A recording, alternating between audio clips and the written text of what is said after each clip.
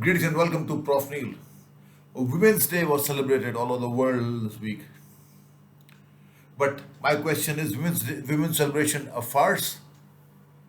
In a world which has seen male supremacy suppressing feminine power, a world which has seen three waves of feminism opposing the typical stereotypical images of women as weak, faithful, and passive, alternatively as domineering, demanding, slutty, and emasculating.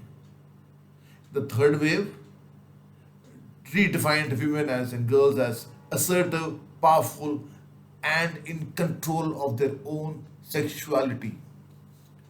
So let's look at this. Polygamy is glorified by man. The more women in his harem, the bigger the man.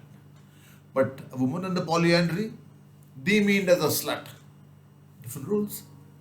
History has always been written as by a man and not by women. Hence it tends to portray women as a cause of war. Men make wars, but blame women for it. You know the finest example, Draupadi, the fratricidal war at Kurukshetra. But nobody cares to remember it was Yudhishthira, her husband, who gambled her away, sowing the seeds of the war. As was Helen of Troy blamed for the Trojan War. But was Helen of Troy really to be blamed? A Rani Chennamma, a Rani Jhansi, do they merit the same kind of place that other male kings get as maybe a Shivaji? No, they do not. They only mentioned whenever it suits men. And for that matter, women have had the last laugh. In the typical male bastion of weightlifting at the Olympics, it is the women who bought the medals. 2000 Olympics Sydney, karnammalleshwari, and 2020 Tokyo, Mirabai Chanu. So men have not got a medal in the typical male bastion of weightlifting at the Olympics. And if you go back to 1973, when the feisty Billie Jean King fought for equal fees, equal prize money at the Grand Slam events for men and women, women have paid a pittance in comparison to the men.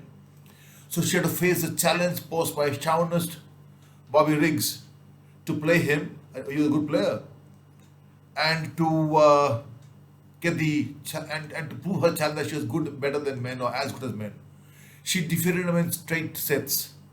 And then the women, about 60 to 68 women, then they became stronger and they boycotted the US Open that year, and they started their own women's tennis association and their own women's tennis tournament supported by Grady Haldman of the tennis magazine.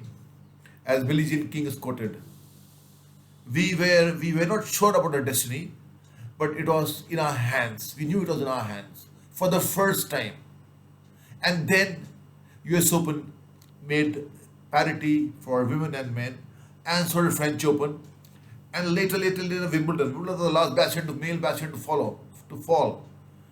And then later, somewhere in 2002, 2018, the men and the women started getting the same amount of money for advancing to the next round. So it's taken so many years for women. So what does the socialistic feminist theory? In conjunction with social and economic justice of all people, they fight to end male supremacy, which is a key to social justice, but not the only one. Rather, among many other forms of oppression and suppression that women have to go through. Isn't it odd, ironic, with all this written about women being weak, women being slutty, women being weak, passive, virginal, has to stay at home. Even the gods had to turn to a woman when they could not stave off mahishasura. They had to turn to the Divine Mother, Durga. And she managed to kill mahishasura. Despite all this right from scriptures, we still feel women are weak, passive, to be kept at home.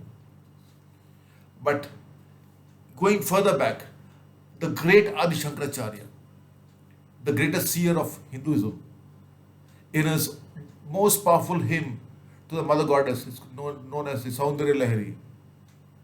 In the very first verse, he says, even Shiva is a corpse. Is not unable to lift a finger without the power of Shakti in him. So then, when we know that women are much more powerful, much more equal or more than equal to men, despite our suppressing them, oppressing them, then why do women have to celebrate Women's Day? Well, first,